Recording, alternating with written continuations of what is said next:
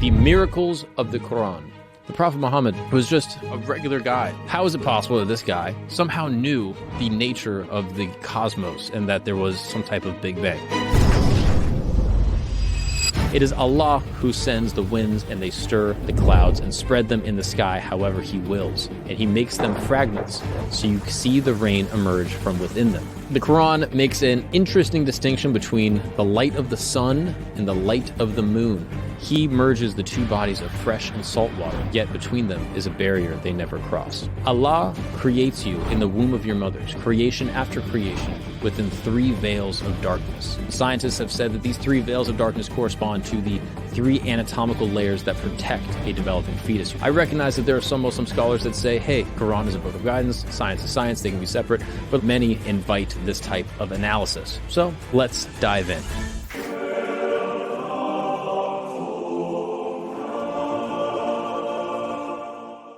What's up, people, and welcome back to Religion Camp. That's right. My name is Mark Gagnon, and welcome to my tent, where every single week we explore the most interesting, controversial, and fascinating topics from every religion from around the world from all time. That's right. We got a lot of stuff to get through. Today, we're going back to Islam. That's right. Shout out to all my Muzzy friends, all the Muzzy boys joining in, and of course, shout out to everyone else, all the non-Muslims, my Christian, Hindus, Jews, Mormons, Seventh-day Adventists, Rastafari, everyone else. A lot of great feedback on the last episode. I appreciate everyone that tuned in and all the people that hit me up in our exploration of the Kaaba, something I didn't know much about. And from that episode, I actually got a lot of people reaching out to do an episode on this topic, the miracles of the Quran. This is something that is foreign to me. Growing up Catholic, we don't really fuse science in the Bible that much, you know?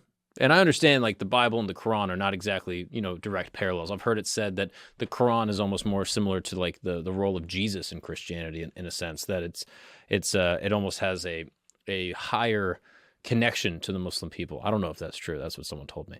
But with that being said, we never really use science to look into the Bible. Oftentimes, a lot of Christians will be like, hey, you can keep them separate, like the Bible is a book of faith and science is science. You don't necessarily need to put them together. But people do. Obviously, you have young earth creationists that try to, put forward scientific theories as it exists within the Bible, things like the firmament, etc. But in Islam, there's a long scientific tradition of, Muslim scientists.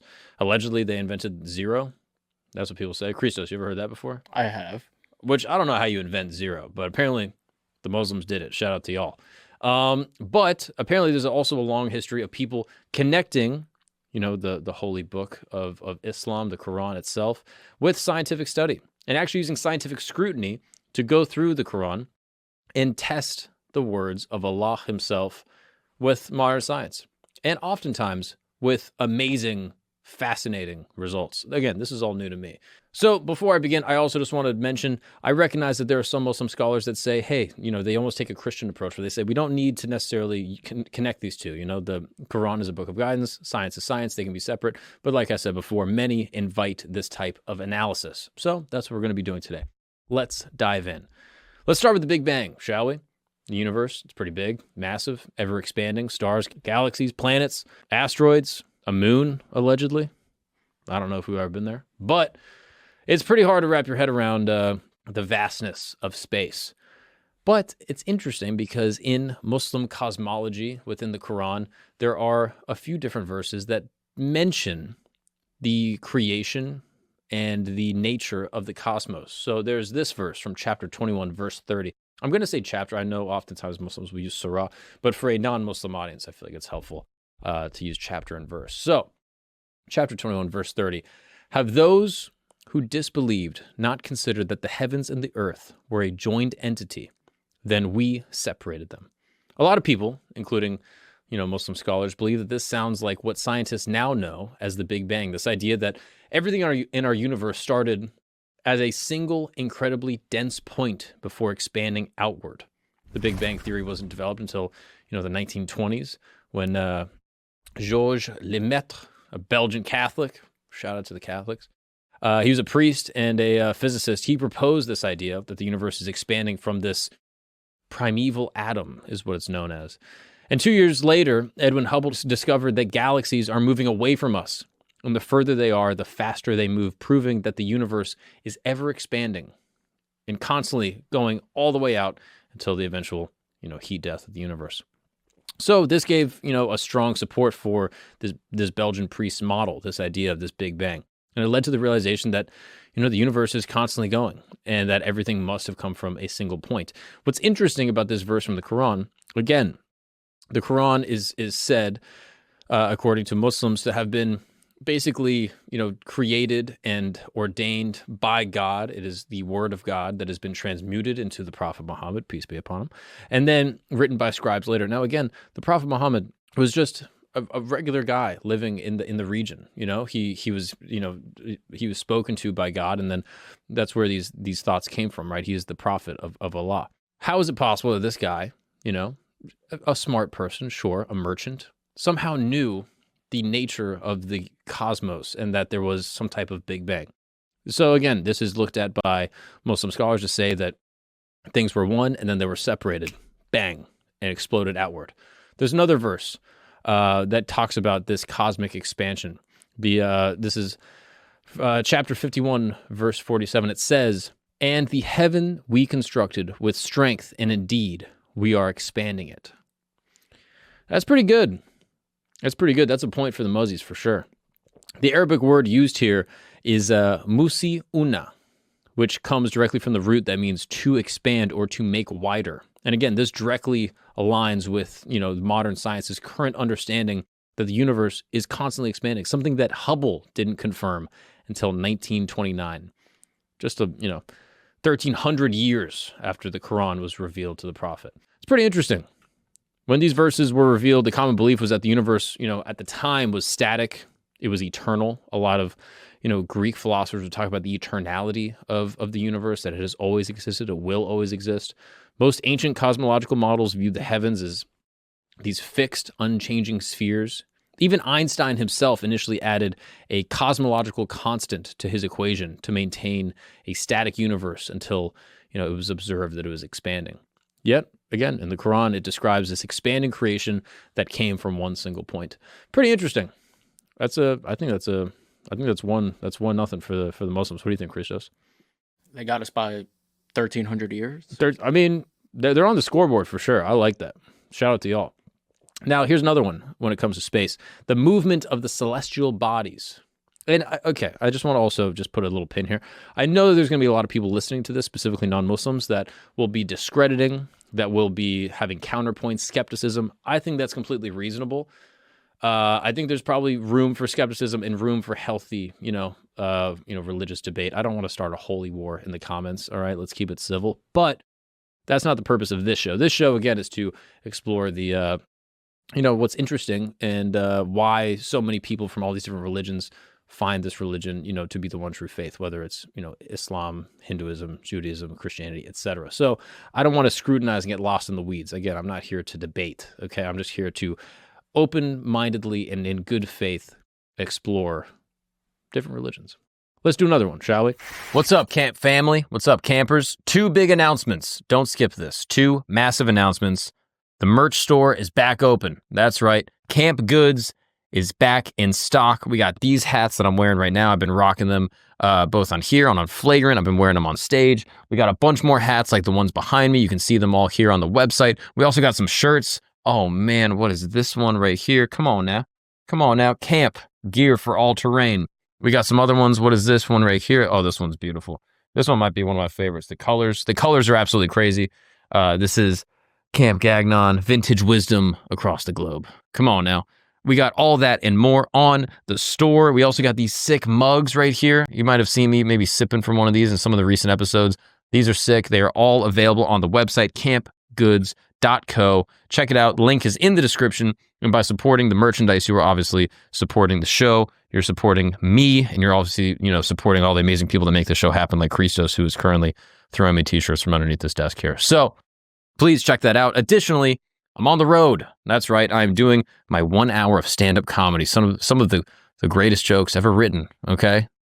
That's not true, but they are my jokes, and I wrote them. I'll be in Portland, Maine on April 27th, and that one, I'm I'm doing with Joey Avery. You know Joey Avery, a friend of the show. He sat across from me many times, and I'm explaining some things to him.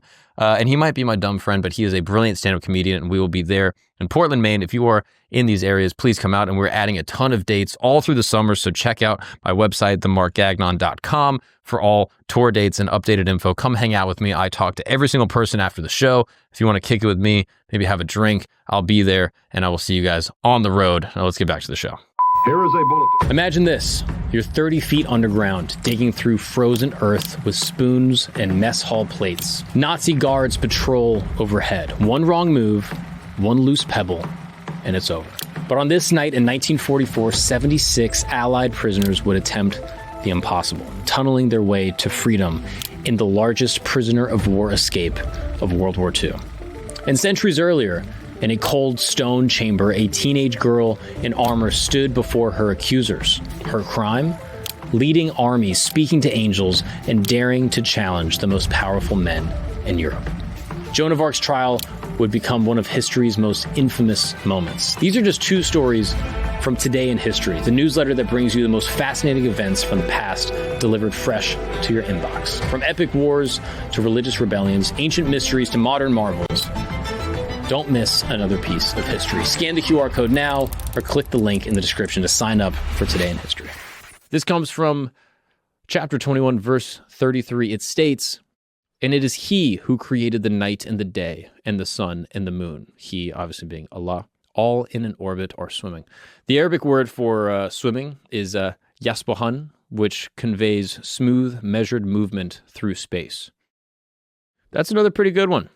This description, again, countered the views of the time. Many ancient civilizations believed that the bodies were, potentially carried by angels or gods or fixed in some type of like crystal sphere or something. The Ptolemaic dynasty model of Earth is something we're probably all, familiar with. This is like the idea of the geocentric model, geocentrism, meaning that the Earth is the center of the universe and all things orbit around it, including the sun. And this theory was dominant until the 16th century, and then Earth was placed at the center of the planets, and it wasn't until Copernicus, Galileo, and Kepler all kind of, over time challenged the idea and then ushered in this heliocentric model. Some people still hold on to the geocentric model. My mother is still sort of like a casual geocentrist. She'll tell me, she'll be like, hey, look, I'm pretty sure NASA uses geocentric models for the universe. Look, I don't believe this. This is what she says. This is what we debate about at 3 a.m. when I go back to Florida. But the Quran's simple description of celestial bodies moving in orbits is, pretty well aligned with what we now know about the planets and celestial motion. That one's pretty good. I like that one. All right, let's do another one, shall we? The Quran makes an interesting distinction between the light of the sun and the light of the moon. So now, in modern times, we all know this, right? That the moon doesn't create light, that it is a reflection of the sun's light, and that it doesn't actually emanate any type of light in and of itself. But in the Quran, chapter 10, verse 5, in the Surah Yunus, it says, "It is he who made the sun a shining light and the moon a derived light, and determined for it phases." The Arabic words used here are a little different. Duya means light shining for the sun, and nur means light reflected for the moon. Now that's pretty interesting because, again, this is scientifically accurate. The sun generates its own light through, a process of like nuclear fusion.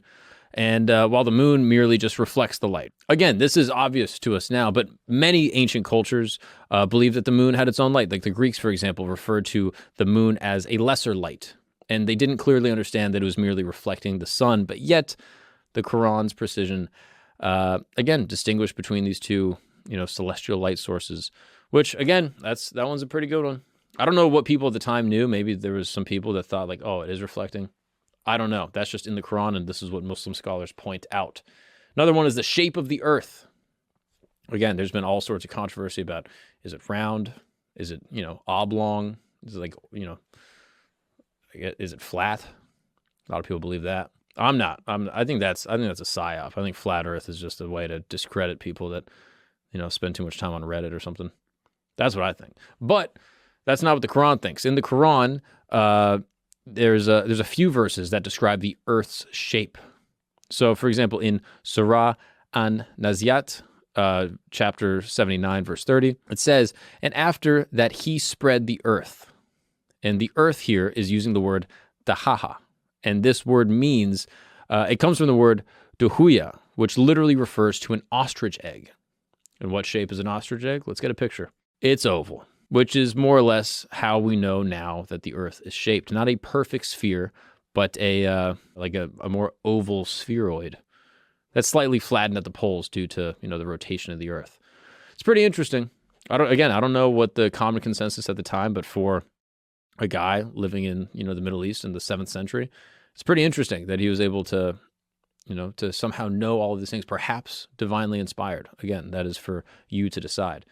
But that's pretty good as far as Muslim cosmology goes. You got, the universe coming from a single source, expanding universe, celestial bodies, moving around each other, the sun making its own light while the moon reflects, and then, the shape of the earth. That's pretty good. It seems like they nailed a couple of those. What I find fascinating about this is that, it's like all the details that are kind of working together. I don't know if there's anything in the Bible that makes these kinds of claims. I'd have to double check my biblical history here. But again, we're not talking about the Bible. Okay, we're talking about the Quran. But again, we got to imagine this is a time before there's no telescope. Sure that there was some. There was ancient mapping techniques where they could measure distance and align it with the stars and do some calculations, things like that. But again, I don't know what the common consensus at the time was, but this is what the Muslim scholars point out. And it's not tossing out these like vague things. It's saying very, very clearly, right? It's like, hey, sun's making light, the moon's reflecting it. Pretty good for the 7th century, I will say. We can add a couple little more sprinkles to the cosmic knowledge here, okay, as found in the Quran. In Surah Yasin, chapters 36, verse 38, it states that the sun runs to its resting place. That is the decree of the Almighty, the All-Knowing. The Arabic word used here for runs is tajri, which implies continuous movement towards a final destination.